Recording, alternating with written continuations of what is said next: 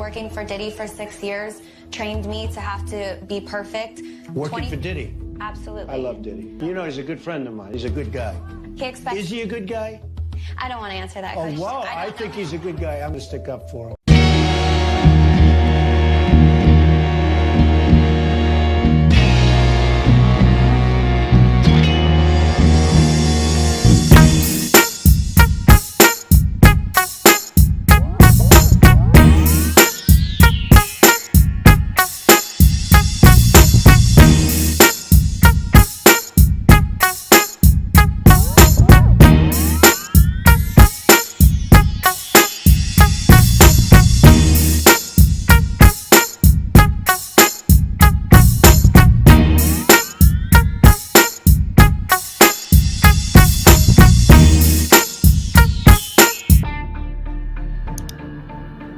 So you saying give Britney a break? Give Britney or any woman or children, you're supposed to have rules to the game. There's supposed to be, there gotta be rules to the game. You know what I'm saying? Okay. And don't put nobody in danger driving.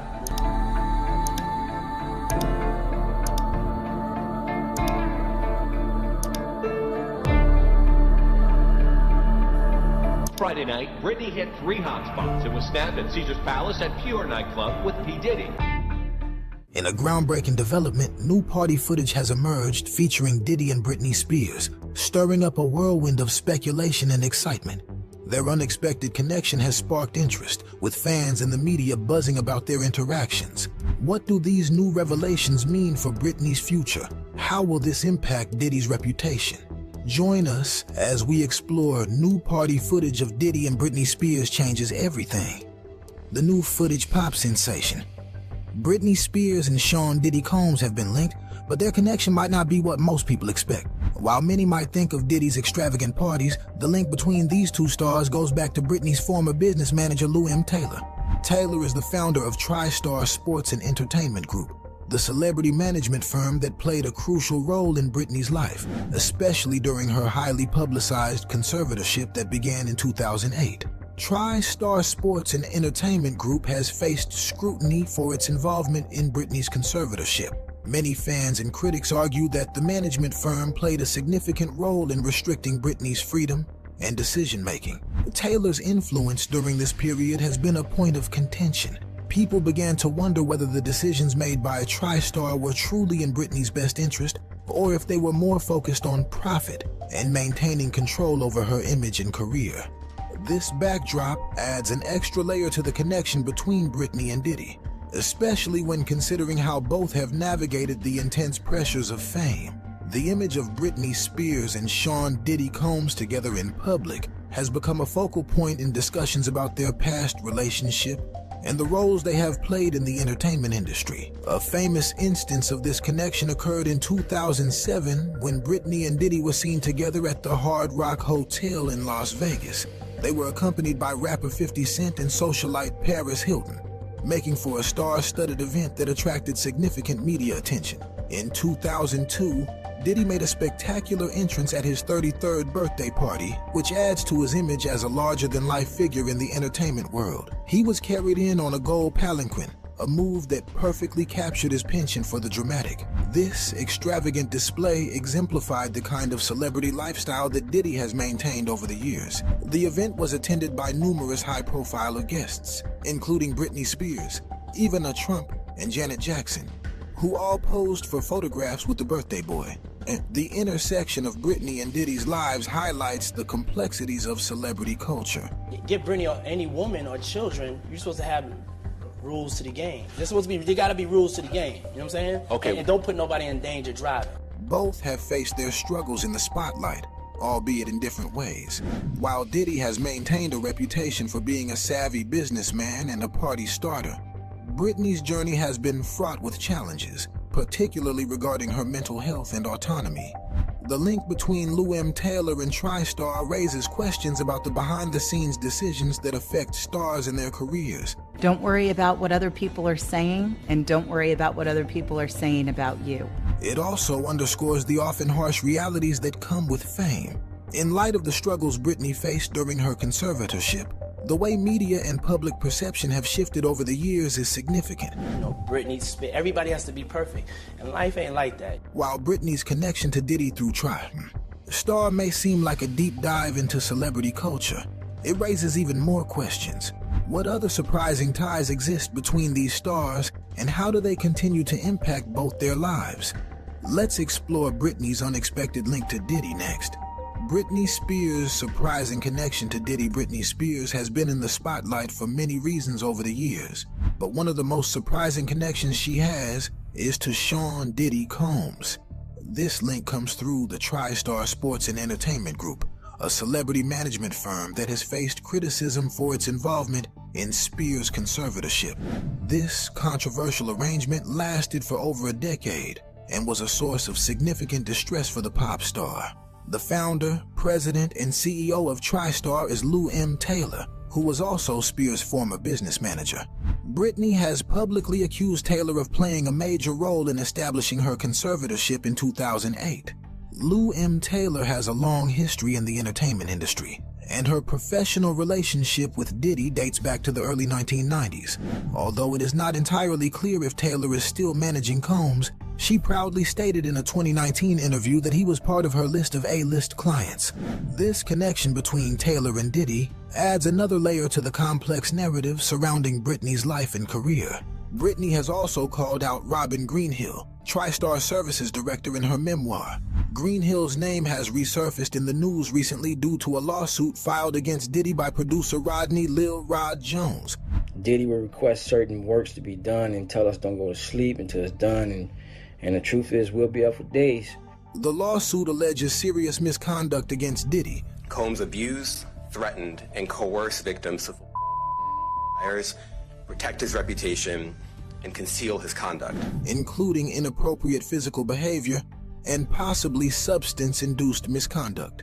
This lawsuit adds more controversy to Diddy's already troubled reputation, especially as it comes just weeks after federal agents raided his homes amid a trafficking investigation. Homeland Security agents have raided the home of rapper Sean Diddy Combs. In 2021, a report was released highlighting how Greenhill was reportedly in control of Britney's credit cards and medications during her conservatorship. The report claimed that TriStar used Britney's own funds to hire a security team to monitor her.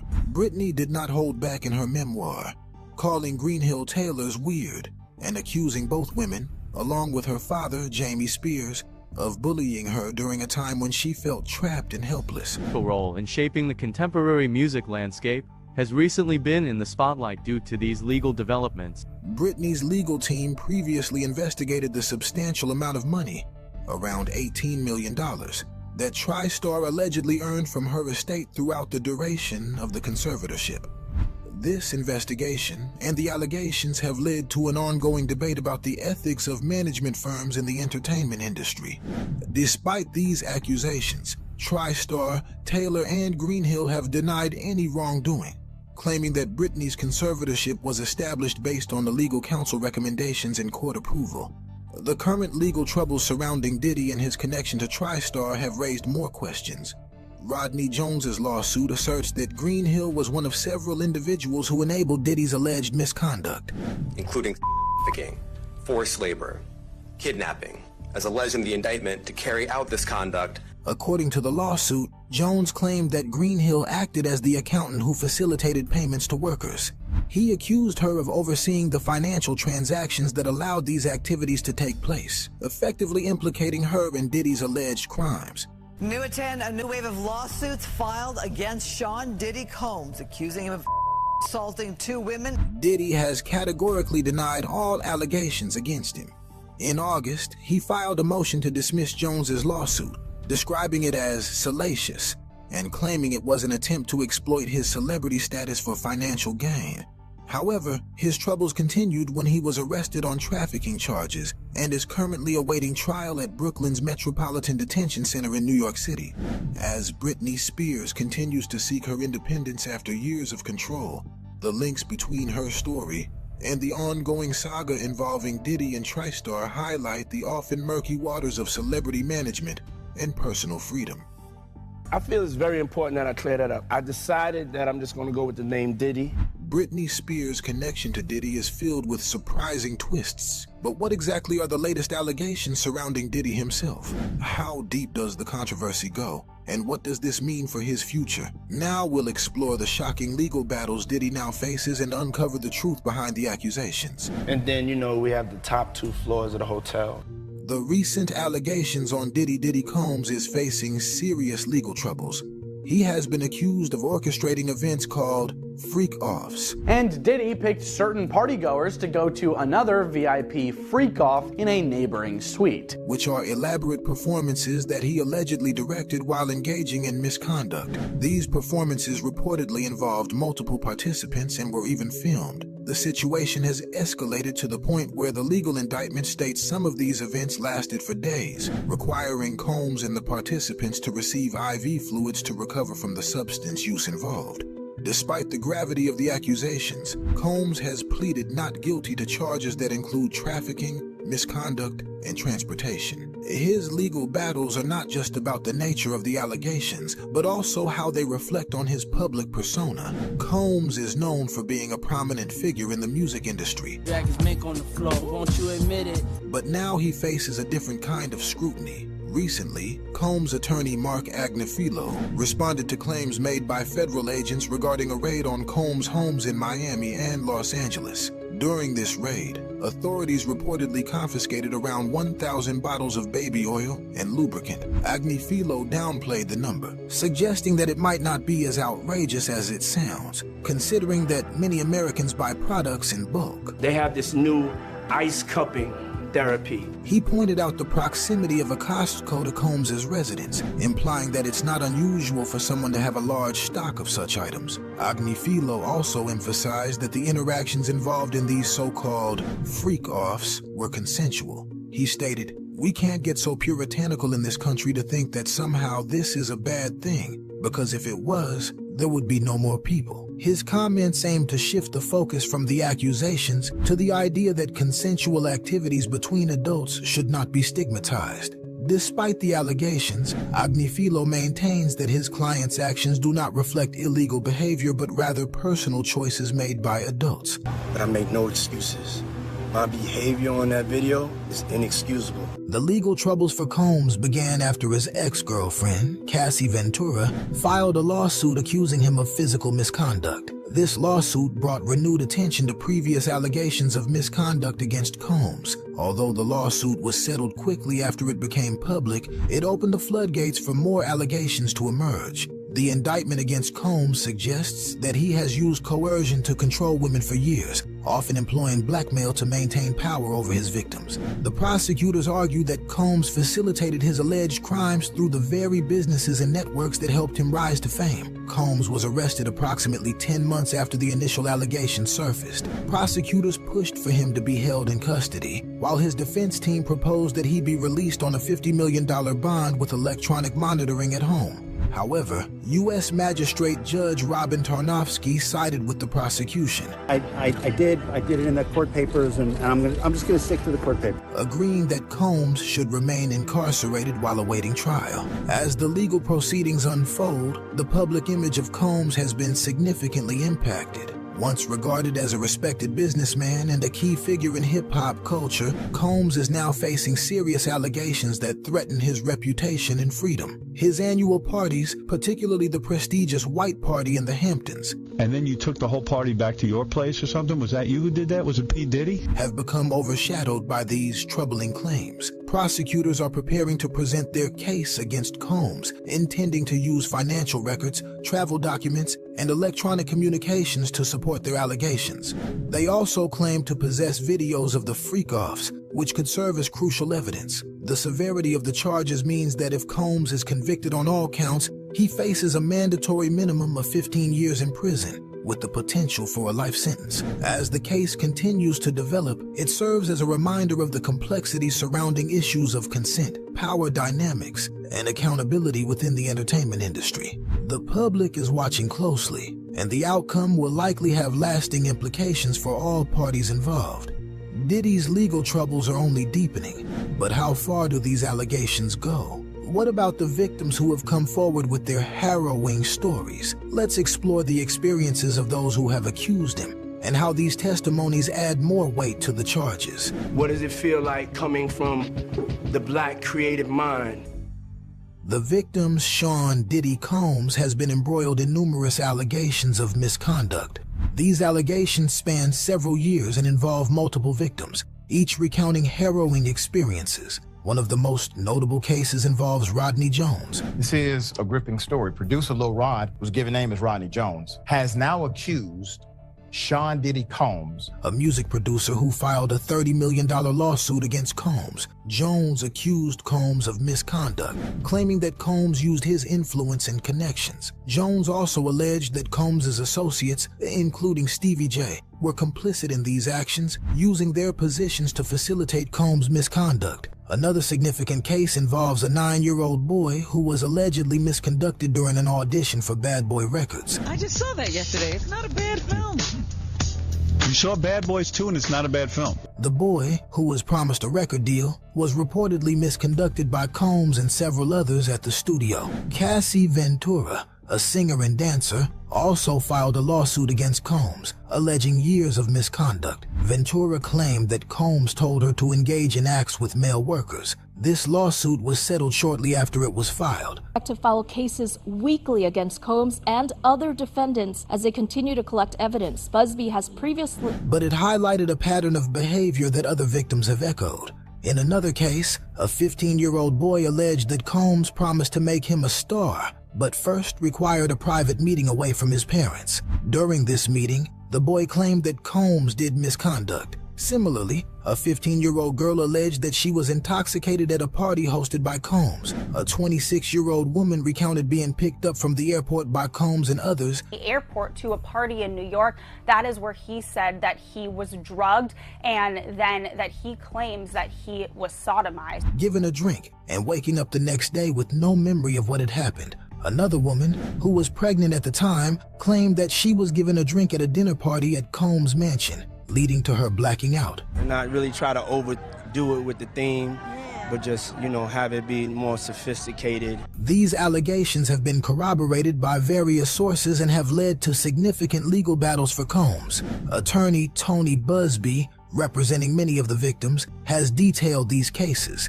emphasizing the pattern of misconduct that characterizes the allegations against Combs. Despite the severity of these claims, Combs has denied all allegations, maintained his innocence, and described the accusations as false and defamatory. The legal proceedings against Combs have also involved other high-profile figures. For instance, Jones's lawsuit mentioned several celebrities who were allegedly involved or benefited from their association with Combs. These include Stevie J, a music producer and television personality, and other unnamed individuals who were part of Combs' inner circle. The involvement of these figures has added another layer of complexity to the case. With so many victims coming forward and lawsuits piling up, the question now is, what does all of this mean for Diddy's future? Could these allegations truly spell the end of his career? Stay tuned to explore his current legal battles and the mounting challenges he's facing in court. Sean Diddy Combs facing a new round of serious and disturbing allegations. Where is Diddy now? Sean Diddy Combs is currently facing serious legal troubles. Right now, he is being held at the Metropolitan Detention Center in Brooklyn, New York. Since the arrest of Sean Diddy Combs, Diddy is now at the Metropolitan Detention Center in Brooklyn. After being denied bail, Combs has been charged with several federal crimes, including trafficking and misconduct. These accusations come from claims that he arranged and took part in events known as freak-offs, where victims were allegedly intoxicated to participate in misconduct. Disturbing allegations of misconduct against Combs involving some victims as young as 9 years old. The indictment claims that Combs used his power and money to make these crimes possible, often pretending to have romantic relationships with his victims. The legal process against Combs is both lengthy and complicated. His trial is scheduled to start in May 2025, and it is expected to be a long and highly publicized case. Experts believe that the civil lawsuits filed against him by multiple accusers could have a big impact on his criminal trial. These lawsuits accuse Combs of various forms of misconduct, making his legal fight even more challenging. These civil cases could provide important evidence and witness testimony that might help the prosecution in the criminal trial. Combs' legal team has a tough road ahead. They plan to file several pretrial motions to challenge the indictment and the evidence the prosecution has brought forward. These motions are designed to either dismiss some of the charges or to prevent certain pieces of evidence from being used in court. However, given the large number of allegations and how serious the charges are, defending Combs will be very difficult. Despite all this, Combs has pleaded not guilty to every charge and insists that the accusations are false and defamatory. The impact of these legal troubles on Combs' life and career has been huge. His once stellar reputation has taken a massive hit, and the ongoing court battles have created a storm in the media. People's views of Combs have changed drastically. You know, nothing. I don't even think of no other man. Besides, if I'm thinking about another man, I'm thinking about uplifting. With many now questioning his legacy and his influence on the music industry. The criminal charges in particular have made it harder for Combs to manage how the public views him, as they suggest a higher level of responsibility for the alleged crimes. If he is found guilty, Combs could face decades in federal prison. A private jet to all those mansions is now in a jail that is notorious for its bad living conditions. A sentence that would effectively bring his career to an end. Despite everything, Combs is still trying to stay active in the music industry. In a 79-page lawsuit filed by a music producer who claims to have worked with and lived with Sean Combs for a period of time. He continues to work on various projects, teaming up with new artists and producing music. However, the legal restrictions and the possibility of a long prison sentence cast a dark cloud over his future. The uncertainty of what will happen in his legal battles makes it difficult for him to fully participate in his professional work. As we look forward, the result of Combs' legal struggles will play a major role in determining what lies ahead for him. If he is found not guilty, he may try to rebuild his career and fix his damaged reputation. On the other hand, if he is convicted, the consequences will be severe. Combs would face many years in prison. Let's be honest, he's in jail. It's unpleasant. It's supposed to be punitive. And the financial penalties could be significant. In addition, he could lose assets that are tied to his alleged criminal activities, which would hurt his business interests and financial standing. Either way, the road ahead for Combs is uncertain, and his future remains in jeopardy. Only party I'm coming. Make sure everybody knows if they can't dance or they don't want to dance. Don't come. Come to my party. Don't come. Come to me. Come to me. Hey, Michael. Come to me.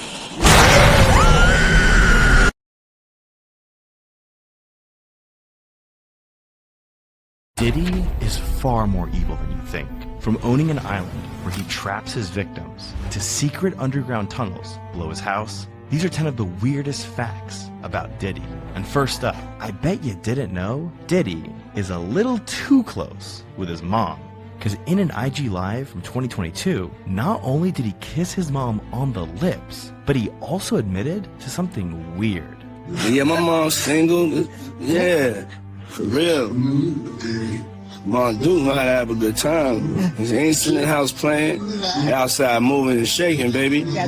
She come with me to strip club. I don't care.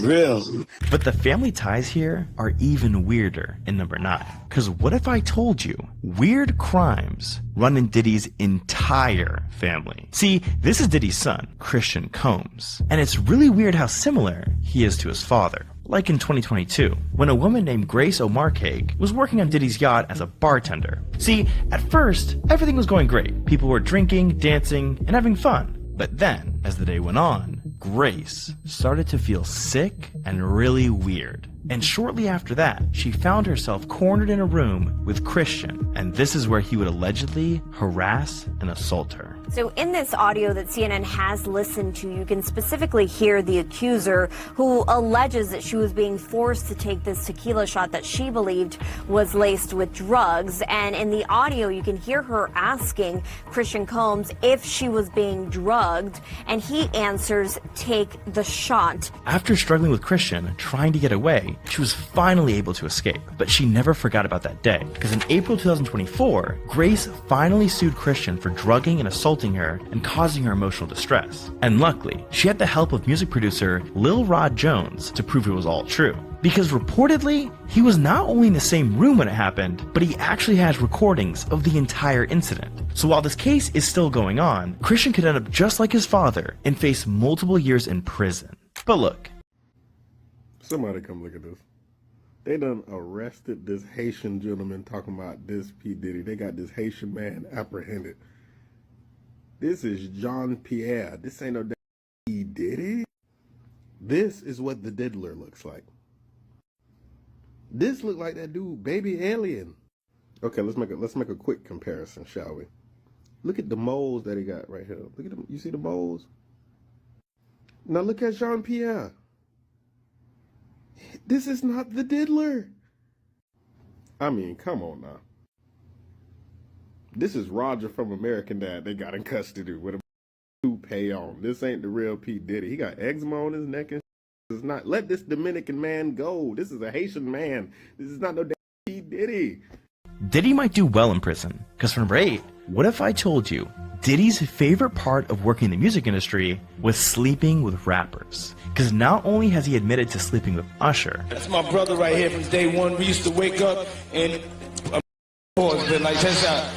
I mean, back in the days when he was like 10 and I was a little bit older, his older brother, we used to fight over the Frosted Flakes. But it's my brother for real. We used to actually wrestle off of the Frosted Flakes because he used to always get up early.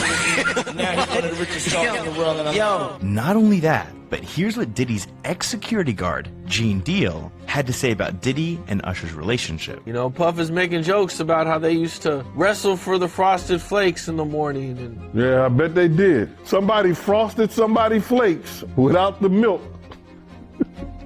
And on top of that, many people in the music industry have claimed Diddy slept with some of the top male rappers. Even Gene Deal confessed he was outside the hotel door while Diddy and Ja Rule were having a freak-off. Next thing you know, somebody rang the doorbell. We had the presidential suite where we was at. So I opened the door. The dude said, yo, I'm here for my cousin. I said, who your cousin? He said, Ja Rule. I said, well, he busy right now. He said, he busy doing what? I said, he with Puff. They're in the room. They busy. They don't want to be bothered. He said, well, I'm going in there. He tried to bum rush me. I grabbed his and threw him against the piano. Puff and Ja Rule runs out the room. Puff got his towel, Ja grabbing his towel, but they butt the naked. And Puff said, yo, Gene, what happened? I said, he tried to get in the room. I told him he couldn't get in the room. Puff looked at Ja. He said, yo, Ja said, you ain't want to go in that room because there's a lot of freaking going on. Now look, some people may not believe all this stuff and think that these rumors are exactly that, just rumors. But in actual court documents, not only does it say Diddy hired male escorts for himself, but it also alleges Diddy slept with star rapper Meek Mill. But look, Diddy's been screwing artists for years. Because for number 7, we gotta mention the fact that Diddy has ruined the childhood of some of the biggest musicians of all time. See, it all starts in 2016, when Usher was giving an interview on The Howard Stern Show, where he revealed to the world that he had attended something called the Puffy Flavor Camp when he was just 13 years old. I moved to New York City, and I lived with Sean Puffy Combs for a year. That's the crazy thing. Now, that was L.A. Reid's idea, right? We're sending you over to something called Puffy Flavor Camp. There you go. Mind you, Diddy was 23 years old at the time, living with Usher while he was a child. But that's not even the craziest part. Because after doing some digging, it became clear that Diddy has been grooming artists for years. Aubrey O'Day, Lil Rod, Young Miami, Daphne Joy, and Cassie have all spoken about being harassed and groomed by Diddy when they were underage, with some of them even filing lawsuits against him for it. But there's one star who hasn't spoken up, and I can't help to think that Diddy has groomed him as well. I'm talking about Justin Bieber. See, when Justin was just 15 years old, he released a video with Diddy saying the two of them were going to spend the next 48 hours together, and they were going to go crazy. Check this out, yo. Justin, you ever seen the movie 48 Hours? Right now, he's having 48 hours with Diddy, him and his boy. They're having the times of their lives, like, you know, where we hanging out and what we doing, we can't really disclose, but it's definitely a 15-year-old's dream. I don't have legal guardianship of him, but for the next 48 hours, he's with me. So, and we gonna go full crazy. Yeah, kinda weird saying you're gonna go crazy with a 15-year-old. But just a few years later, the two of them made a follow-up video where Diddy pressed Justin, asking him why he hadn't been calling him back. And well, just pay attention to how Justin reacts to everything. Everything's good? Selling out arenas and everything? Starting to act different, huh? No. You ain't been calling me and hanging out the way we used to hang out. Well, I mean, you try to get in contact with me, through all my, partners and whatnot. Mm-hmm. But you never really got my number, so. Right. Okay. My number? Yeah. I'm gonna tell you my number. Yeah. In context of everything we know today about Diddy and Puffy Flavor Camp, it's clear to see he at least tried to put Justin through the exact same thing these other artists experienced. All I can say is, I hope Justin's good. Now for number 6, I bet you had no idea Diddy got 9 people killed to make himself famous. See, in December of 1991, Diddy was just beginning to make a name for himself, but he wanted to do whatever it took to become the new face of hip-hop. So he decided he'd host a celebrity basketball game in New York. Problem was, he did almost no planning. So by the time the game started, over 5,000 people showed up to an arena that could only hold half of that. And just minutes before tip-off, all hell broke loose. Because all the people that didn't make it in broke past the barriers and stormed into the arena, knocking down security guards and crushing anyone who got in their way. But then thousands more come. I'm talking about almost, I would say it was 10,000 people outside. They were just crushing people down at the bottom of the stairs. Saying, you see people just laid out. I'm talking about kids completely limp, laid out. We got a lot of people here dead in the gymnasium, please. But to Diddy, it was worth it. That's really how I started to become famous. It was through a tragedy. I mean, one time somebody said, you're a tragic hero. And I said, what does that mean?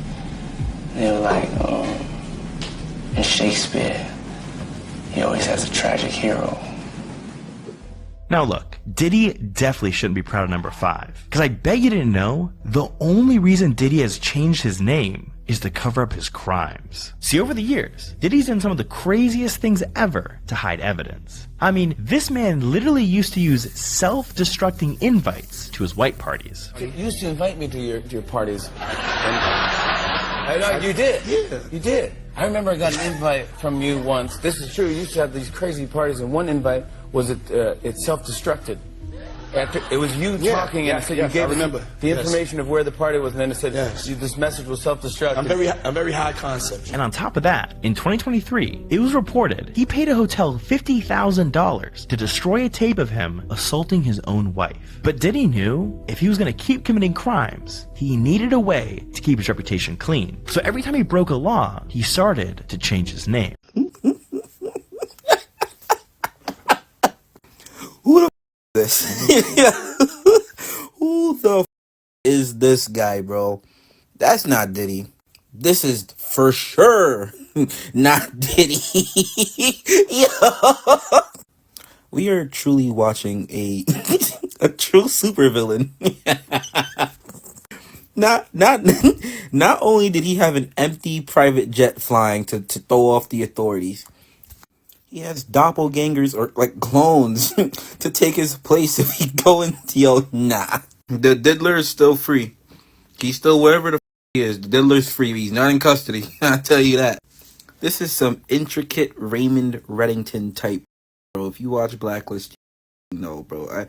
He got it. he got it. Like in the 1990s, when he assaulted an Interscope Records employee and immediately changed his name from Puffy to Puff Daddy. Or like the time he was arrested for a shooting in a New York nightclub and he changed his name from Puff Daddy to P. Diddy. He ended up changing his name 3 times in 10 years. But even that wasn't enough, because he eventually switched his name to just Diddy after being charged with bribery and criminal possession of a weapon. By 2021, after the accusations started piling up against him, Diddy decided to completely change his identity and decide his new name was Love. Yeah, just Love. And after assaulting literally everyone he came in contact with, he changed his name back to Diddy, thinking no one would catch on to his plan. That is, until his former security guard, Gene Deal, came out to expose him to the world. Being Diddy rich takes a guy that once name was Puffy, that after every tragedy he had in his life, he had to change his name. Puffy, Puff Daddy, Diddy,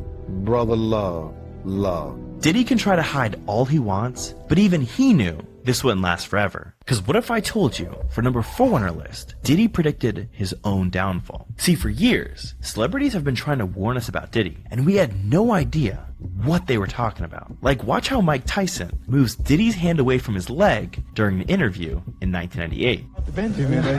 Oh yeah, he's glittering. Well, now when we come back, we're going to... Or look, listen to what Rosie O'Donnell said about Diddy in 2000. A lot of multiple nominees, multiple Grammy nominees this year. Lauryn Hill's got 4, TLC's got 8, and Sean Combs 5 to 10. Get it? Like he's going to jail? Right. All right, I don't mean to be mean because, I mean, he's a nice guy and he can really sing. Oops! Hell, Cat Williams tried to warn us in 2023, saying all lies would be exposed soon. All of these deviants is all catching hell in 2024. It's up for all of them. It don't matter if you Diddy or whoever you is, TG Jakes, any of them. All lies will be exposed. That's all. But the weirdest person to predict Diddy's downfall was Diddy himself, because in 1999, Diddy sat down with E.T. for an interview when he predicted exactly what would happen.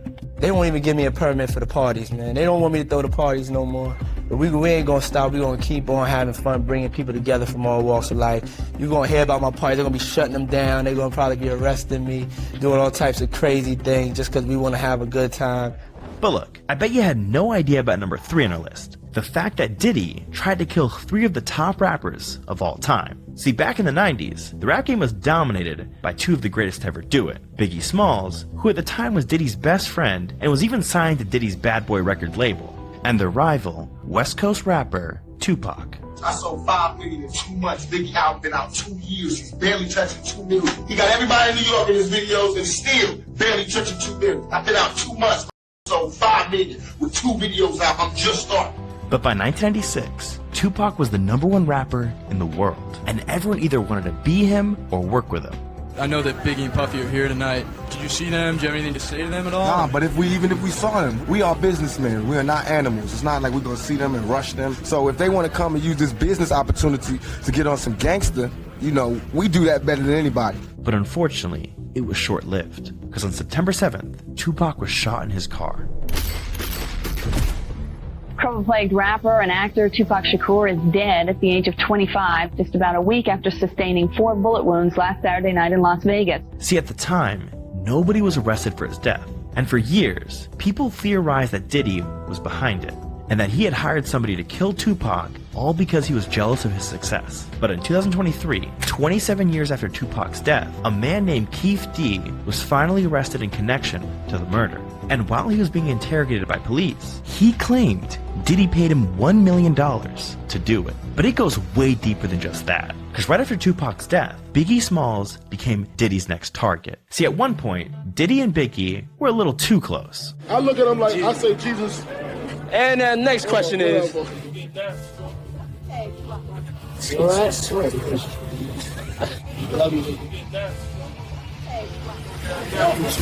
But eventually, Biggie got tired of whatever that was and told Diddy he was done with Bad Boy Records. In Diddy's eyes, this was a big mistake. Because if we know anything about Diddy, it's that he hates competition. So he flew Biggie out to California to finish recording his new album and convinced him to stay on Bad Boy's label. But during one of Biggie's recording sessions, a group of West Coast gangsters pulled up to the studio, guns loaded, and shot and killed Biggie.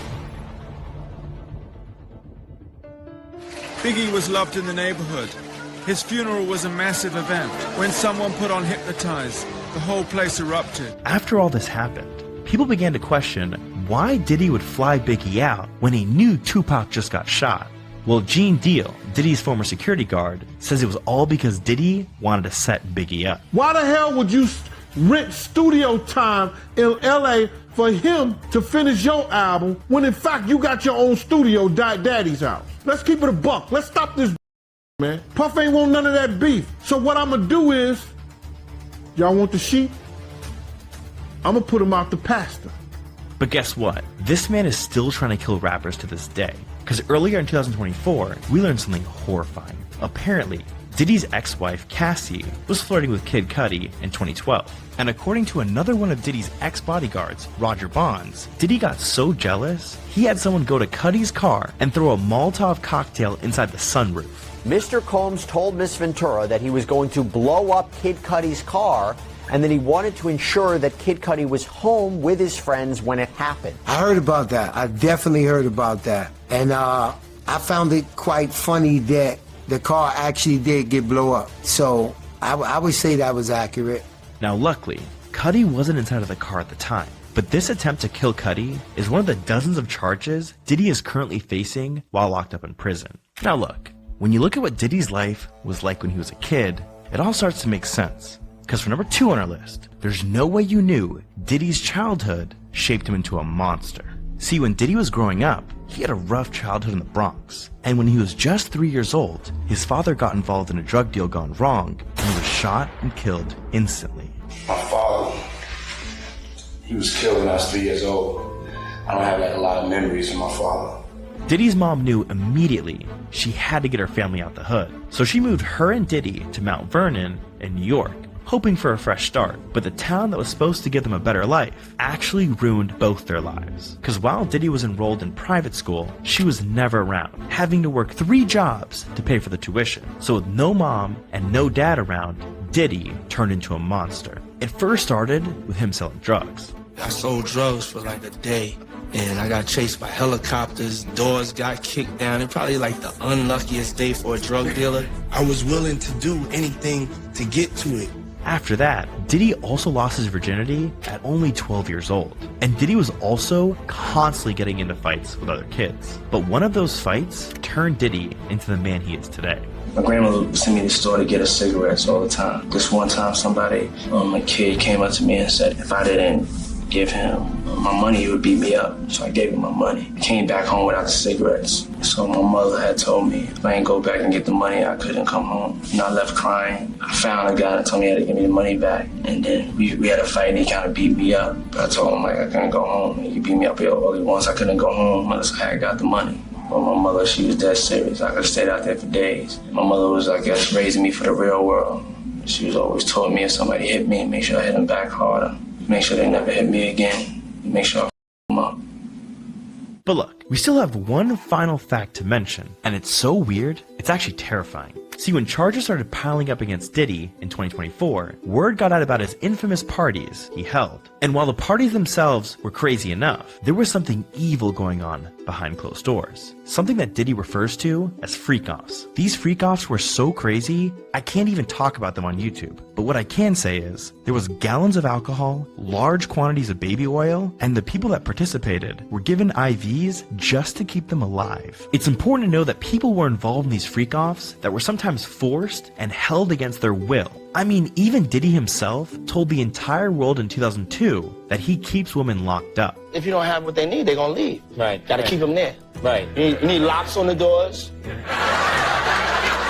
Okay, this is sounding kind of dangerous now. It's a little kinky, but yeah. While people who have attended Diddy's parties have admitted to seeing some crazy things, the actual freak-offs were held somewhere else. Somewhere nobody else had access to.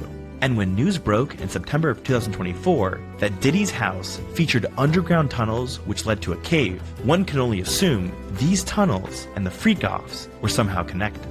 Now with that same report in September, it was revealed there were over 1,000 bottles of baby oil that had been seized from Diddy's house. Court documents now reveal authorities located AR-15s, narcotics, and more than 1,000 bottles of baby oil lubricant in those raids. Now I can't think of a single good reason to have that much baby oil in someone's house. And well, there's a popular theory the baby oil is a disguise for a form of liquid ecstasy he had been drugging his victims for the freak-offs. And when you think about it, it all makes sense. Cause sure, owning 1,000 bottles of baby oil is weird, but it's not illegal. I mean, why else would the police seize every single bottle if they weren't suspicious of something? And well, Diddy's lawyer even tried to cover for him. I don't think it was 1,000. I think it was a lot. I mean, there's a Costco right down the street. You know, I think Americans buy in bulk, as we know. But immediately after that, Costco responded saying none of the company's locations carry baby oil. No matter what the truth may be, one thing's for sure. Diddy is not the person we all thought he was. And the truth about him will be revealed soon.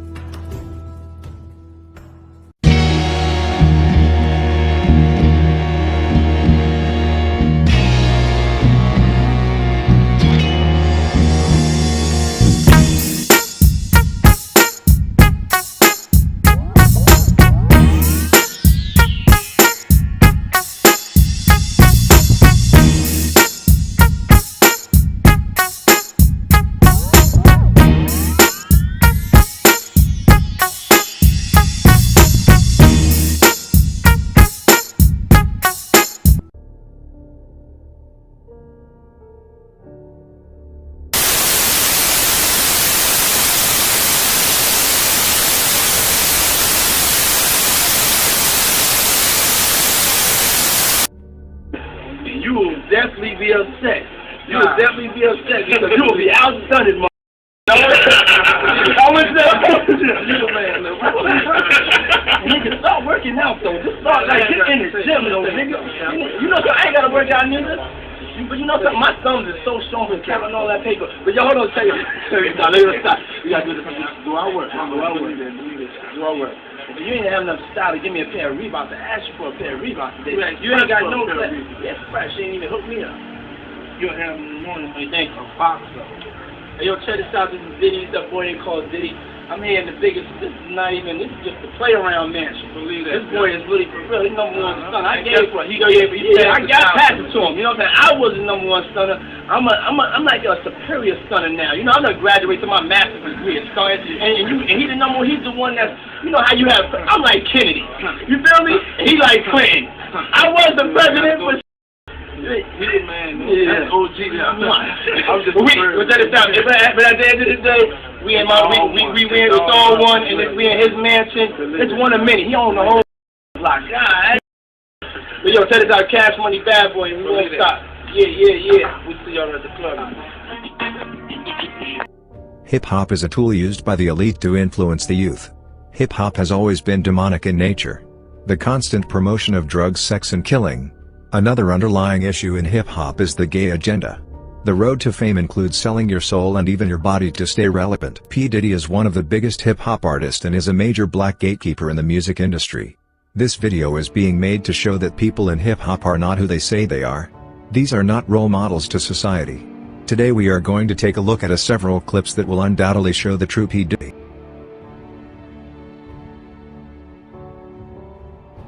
What's your story? Yeah, what happened? Nah, I mean, well, as a single man, you know what I'm saying, I have no shame in my game with that. You know what I'm saying? So that's where I was at the time, and we went to Florida. We got invited to a Puffy party, the New Year's Eve party. Went to the party. You know, all dudes? Yeah, nah, it was actually a good party. You know what I'm saying? It was on South Beach, right? Right. So then we go to the house, and then, he invited us to the house because he wanted to go to the club afterwards, right? I was like, okay, cool. So Superhead is with me, you know what I'm saying? Karen is with me, you know what I'm saying? Whatever. Superhead. Yeah. So she takes me, Puffy calls me outside. He's like, hey man, that girl you know about the girl you with? I was like, yeah, nigga, everybody know, but you know what I'm saying? What's happening? He's like, that's the devil, man. You know what I'm saying? I was like, what you mean that's the devil? The devil got a pretty mouth. Yeah, and I was like, what you mean that's the devil? And then he was like, yeah, man, she videotaped you with fingers in the booty. That's a new movie. You know movie. what I'm saying? I was the like, devil what? sucks penis. Yeah, what's that about? Rewind. I heard a She said so Puffy tells you that she will videotape you with fingers in the booty. And I was like, what the that mean? Yeah, what does that mean?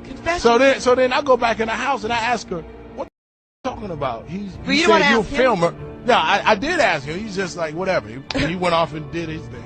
And I was like, he limping?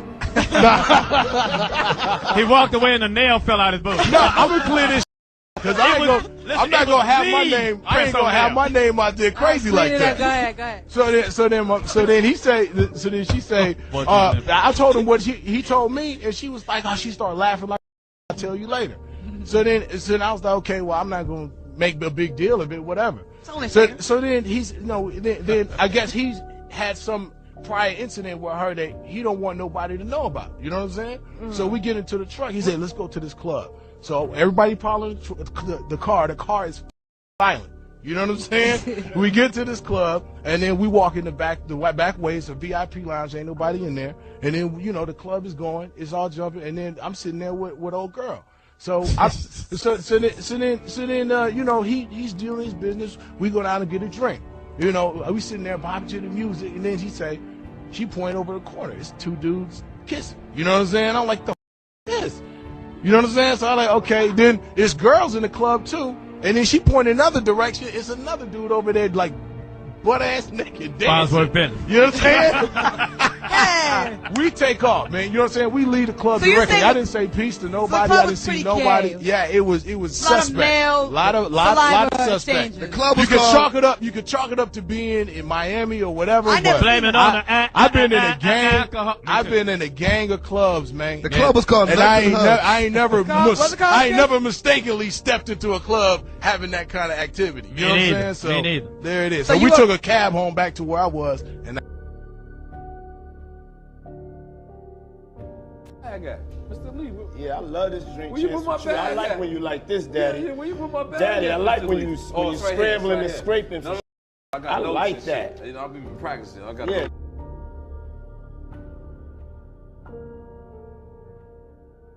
Mr. Lee. Yeah, I love this drink. Where you put my bag I like at? when you like this, Daddy. Yeah, where you put my bag Daddy, at, I like Mr. when Lee? you It's right scrambling here. and scraping. When you scrambling and scraping. Okay, yeah, I'm not gonna go over with that one. Make a That wish. one. Oh, that's your birthday every day. Every day's your birthday on Drink Champ. I'm in. Where I look back on where I became. Did you miss me though? For real, because I'm saying it seems like the thing. I miss this partying birthday with party, folks, man.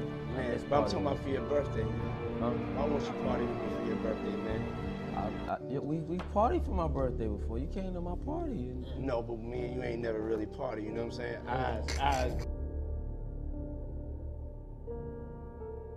Eyes, brother. Oh, man. Eyes.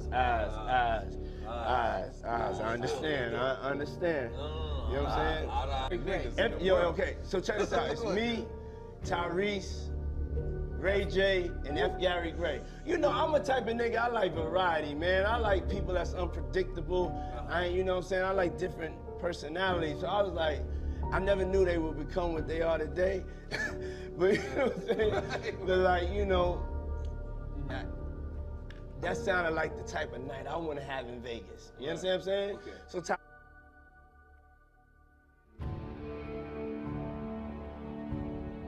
So Tyrese kept on talking. This is a Floyd fight, right? Yeah. And Tyrese keep on talking about like how you gotta get back from church.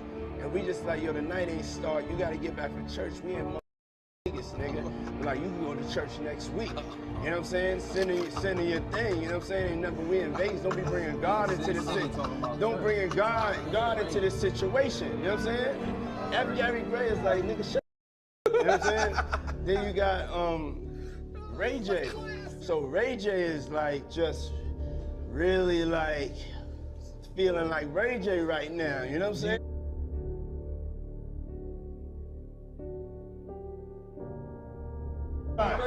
Hey, yo, don't do that. Yeah, that's what I said. That's why I said let me pick it up. That's why I said I gotta pick it up from right there. This why I gotta pick it up from right there. Look at this nigga. This is a very nigga. Go ahead. No, Groove. Killing him. Come tell the story. Groove, we intoxicated.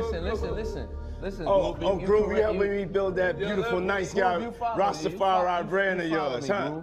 I see you, man. I'm walking. Yeah. Woo! Happy birthday to you. Woo! Happy birthday, you're fabulous. The only nigga that got the name that I want. Happy birthday to you. Yeah. Let's take a shot for that, boy. Now, Fifth, when you continuously call Puff gay, does that affect your relationship with Hollywood? I don't call him gay. I said.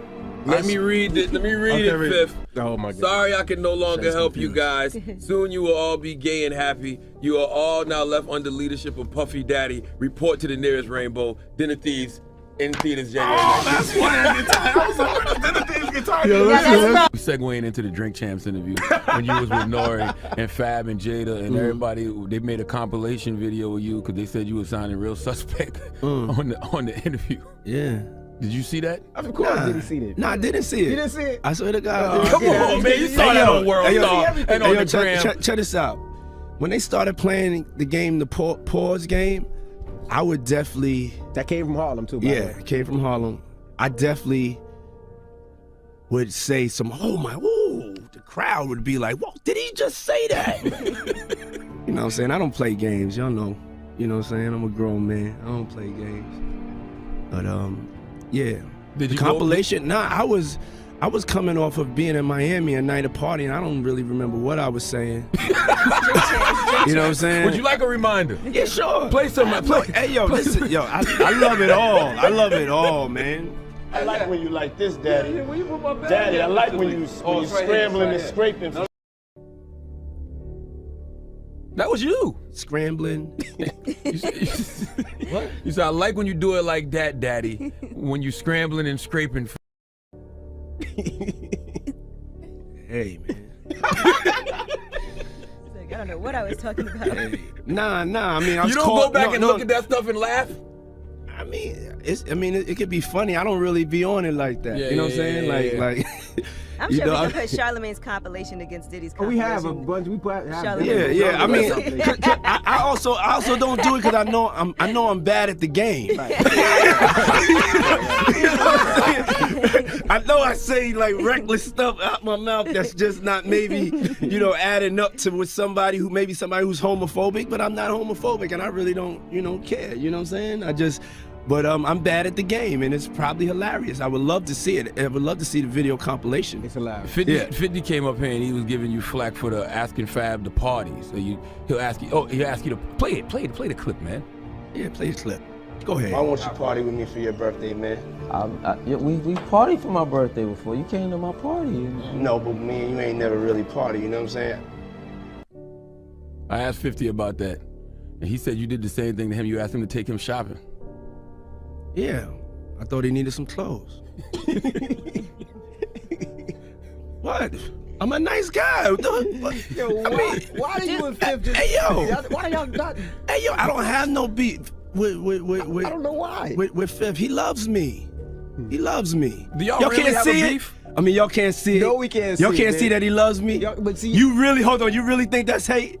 When you really break it down, you've been out here a long time. You know he loves me. I don't think he like you. You know he loves me. I don't think he like you. Okay. But why not? Y'all both passionate. Y'all both. I don't know. Yo, check this out. I don't know. Y'all both the same. No, we are not. Okay. We are not the same. But, I mean, we are as not far as cut the way from the you same guys cloth. work hard. Yeah, and I mean, I respect that. I don't never hit him with no, nothing. I don't even think of no other man. Besides, if I'm thinking about another man, I'm thinking about uplifted. I'm not thinking about all that. All them gnats, they can't really touch me. Y'all, at the end of the day, y'all see and y'all know what it is. The track record. Y'all know the business acumen. Y'all know the community service. Y'all know what I'm about. And when he does that, it's like funny to me. I don't really take it personal. I know he has a different sense of humor, and he's just not in my life. We don't have to never cross paths, and I will never say nothing negative about him, because that's just not me. It feels like something must have happened though, like that we just don't know about behind the scenes. He loves me. That maybe a situation, a deal went bad. I don't know what it is. Sometimes people that feel like they don't like you and they act like that, they really love you. Like I'm not like just saying it to say But I mean it's something about me that has him on me all the time, and I'm not going nowhere. To get Styles, then he was like, he's like, so when we gonna get the chance to to kick it, like we could just hang out, nigga. We gotta kick it. This is possible. Okay. You're telling me we gotta kick it, and why don't we like go shopping or something? Like I pay for it. And I was like, what the nigga just say? I got the from him because I was like, this nigga just tell me he'd take me shopping. And this is goes on. But this is a little fruit pop. It's a fruit pop. It's a fruit pop. Trust me. You see these little weird ass out there sitting out there for no reason. Like, you don't see accident. This is gonna be like kissing it. Like that doesn't happen by accident. You know what I'm saying? Like I'm telling you. I'm telling you. Look, later you gonna find out a little saying. Do you understand what I'm saying? Man, listen. I'm trying to tell you the truth. But the truth sometimes to get stopped. Then he was like, he's like, so when we gonna get the chance to, to kick it, like we could just hang out, nigga. We gotta kick it. This is awesome. Okay. You're telling me we gotta kick it. Like, why don't we like go shopping or some? Like I pay for it. And I was like, what the this nigga just say? I got the from him because I was like, this nigga. This nigga just tell me he take me shopping. And this goes on. But there's a little fruit pile. It's a fruit pile. Trust me. You see these little weird ass like that out there, sitting out there for no reason. You don't see accident bitches will be like kissing it. Like that doesn't happen by accident. You know what I'm saying? Like I'm telling you. I'm telling you. We want to thank you. Come here. Don't sit on the bed at night. No homo. No, just don't get close to the bed. Don't get close. But it's just like, we want to thank you for hosting the thing, man. It's been a pleasure. You didn't have to do it, and you did it. No. I definitely didn't have to do it. I definitely didn't have to. First and foremost, I'm not getting in the bed. Shout out to him and what he did. I'm just gonna, if we can, let's just put the camera a little this way, just so we're not. I don't want my shot to even, I don't want it to come close to the bed, at all. I should look like he fresh off the plane. I should. Fresh off the guard stage. That's my brother right here from day one. We used to wake up and, but like, check this out. Back in the days when he was like 10 and I was a little bit older, his older brother, we used to fight over the Frosted Flakes. You know what I'm saying? Before pause was invented. You know what I'm saying? But it's my brother for real. We used to actually wrestle off of the Frosted Flakes because he used to always get up early with me. Now he's one of the richest stars in the world. And What the did Puff just say? Nobody's going to acknowledge this but me. Puff just said we used to wrestle over the Frosted Flakes. And we're streaming live. That was listen.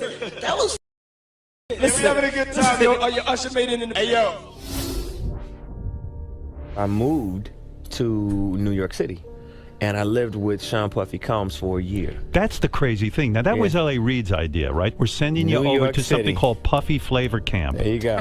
To learn Flavor Camp? Yeah, Flavor that's Camp. what it was called. And you're going to go to Puff Daddy's. He's going In the 90s. Do you understand what that's like? Puffy's place was like just filled with chicks and orgying like nonstop, right? No, not really. But hey, it was curious. I got a chance to see some things. Yeah, but you were 13. What were you seeing? I went there to see the lifestyle. Right. And I saw it. And it was but I don't know if indulge and understand what I was even looking at. It was pretty wild. So nobody tried to, some woman didn't come along. I didn't say that. Okay. I didn't say that. What I did say is that there were very curious things taking place, and I didn't necessarily understand it. Biggie Smalls was there. Biggie Smalls was there. Lil' Kim, Craig Mack. All these people are hanging around. Yeah, man. Faith Evans, And your parents Jodeci, were Mary okay? J. Blige. They didn't know nothing about this. I was having a good time, you know what I mean? Does he have you doing any chores? Are you doing dishes at all? I mean, to keep you humble somewhat? Or are you just like, can you stay up till 4 a.m. with them and party? I mean, I could. I actually stayed up longer than them. And what kind, do you have money? What's going on? I mean, I had like per diem. I had like, What like a a living. life. Yeah, it's pretty crazy. 14 years old. You're a dad now. Would you ever send your kid to Puffy Camp? Hell no. See?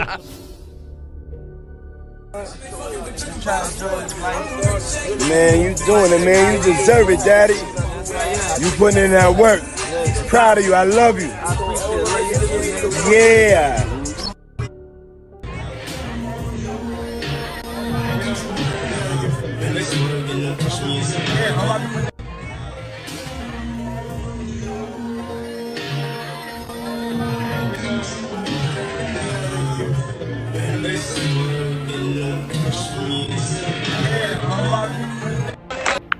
Man, it's been one of them mother nights. I should have took some pictures before. Nice job. It's the end of the night and it was. So we coming to you live. Diddy late nights. Anything can happen. I'm just vibing. It's some wine. You gotta keep the air. Yeah, I'm thinking I'm gonna wear this here in Toronto. Ain't nobody. Hey, yo, let me ask you a question. When I get to and that mother floating like a cloud, like you had clouds on your shoes. You know what I'm saying? And that mother moving around. Hey, yo, you said Febreze, nigga? You was floating like a breeze, my nigga. You was moving like nigga with a scent. You had a nigga, it's just late night. Nigga, I got my wig on. Breezing. This ain't no, I was like, this ain't no guy. This is my natural. I don't need to be ashamed of it. You know what I'm saying? I'm bringing it to Toronto and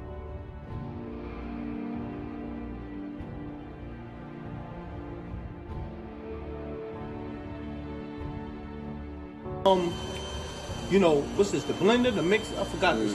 Mixer. The mixer. Can you hear me good? Can you hear while this is on?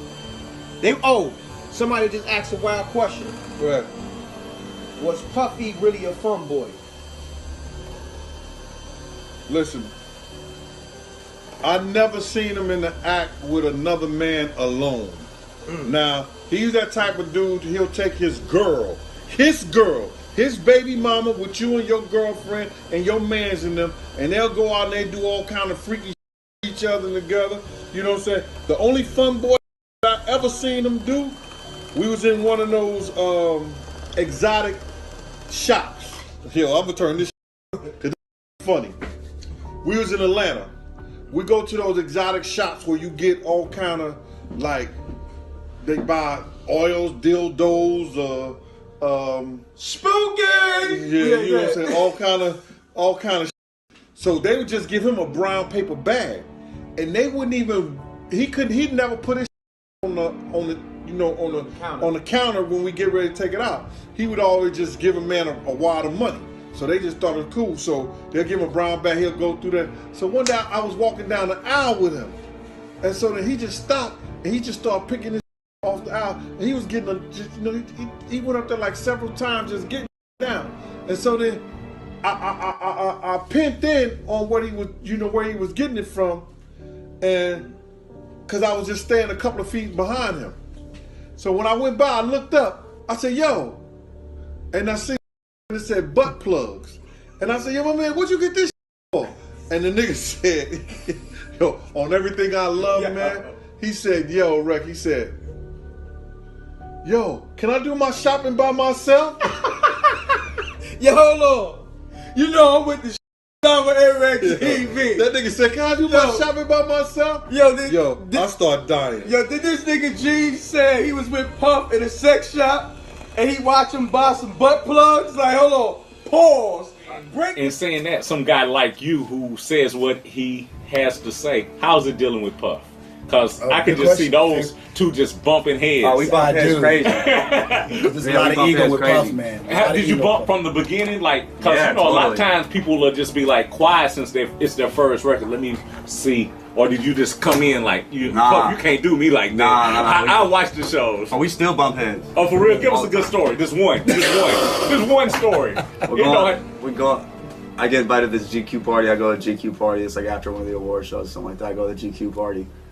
Puff hits me like, "Yo, come to One Up." Like, we were, keep in mind, this GQ party is like up the most winding hill ever. It's like all the way up at the top of the hill. I have like a date. I'm there and like set. It's just like this sweet party. I'm like, Puff hits me. He's like, "Come to One Up." Puff never hits me and is like, "Yo, come to blah blah." So I'm like, "Okay, word." Like, cool. I'm gonna just roll through that. What's up? Roll down to One Up. Get into One Up. It's like Puff, Rihanna, all that whatever. I walk in. I see like Nelly. I'm like, "What's good? What's good? What's good?"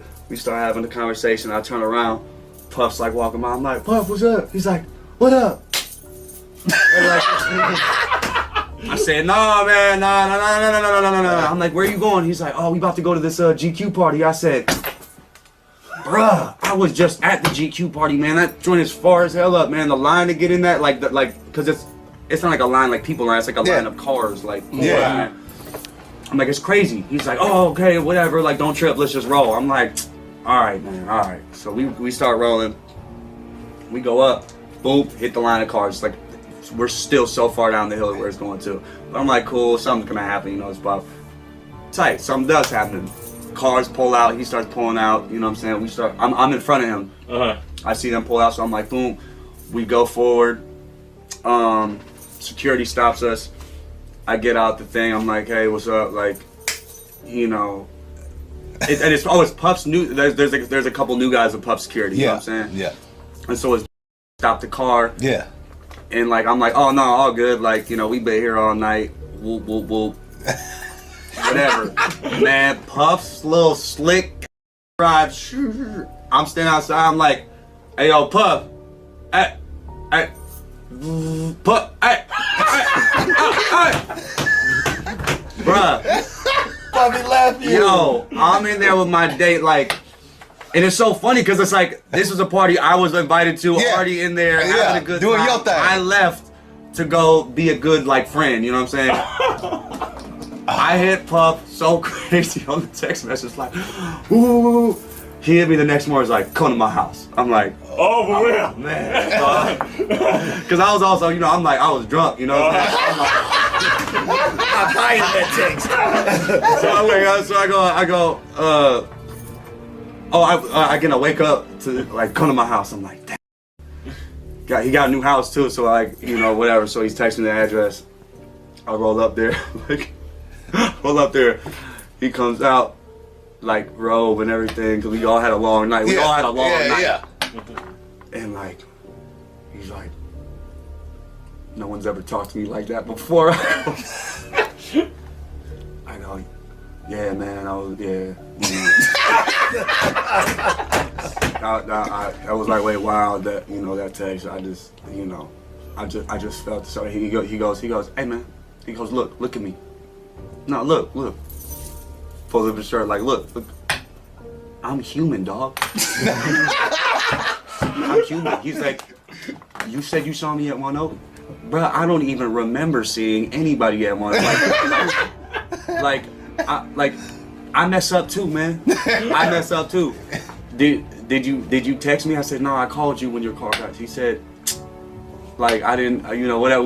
He's like, why you didn't text, so whatever, because in the text message I like opened up on a whole book of other things. Like, it ain't just about that. You asked about everyone. No, the GQ party led to like, and this, and I was drunk, so I was really just like, ooh, I'm on fire. I had like an hour ride down the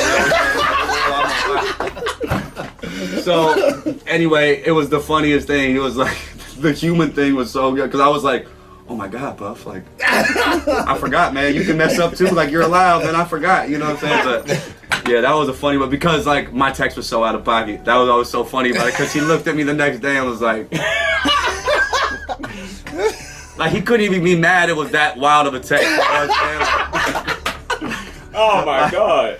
So it's like, I think he was just looking at me like, man, you literally like must be like one step away from an insane asylum, like.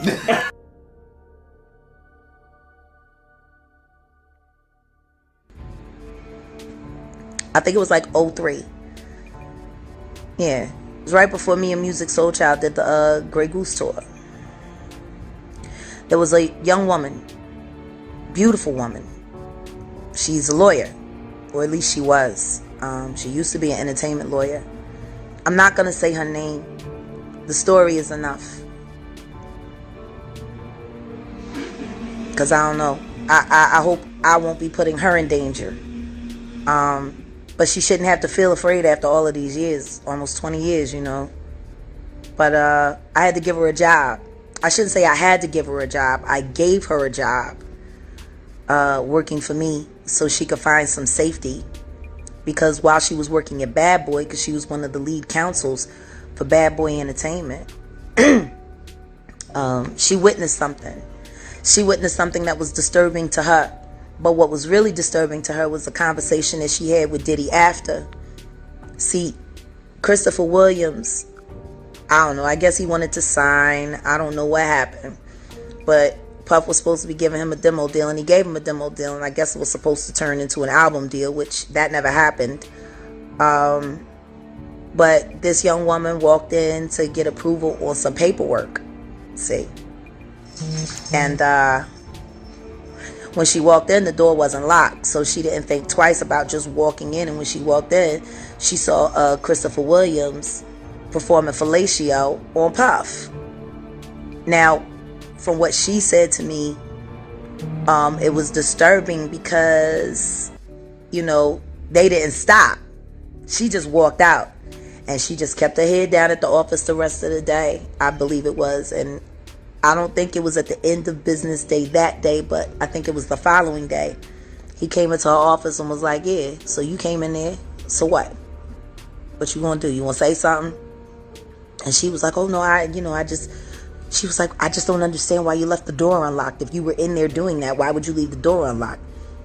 He said, I'll do whatever I do in my building.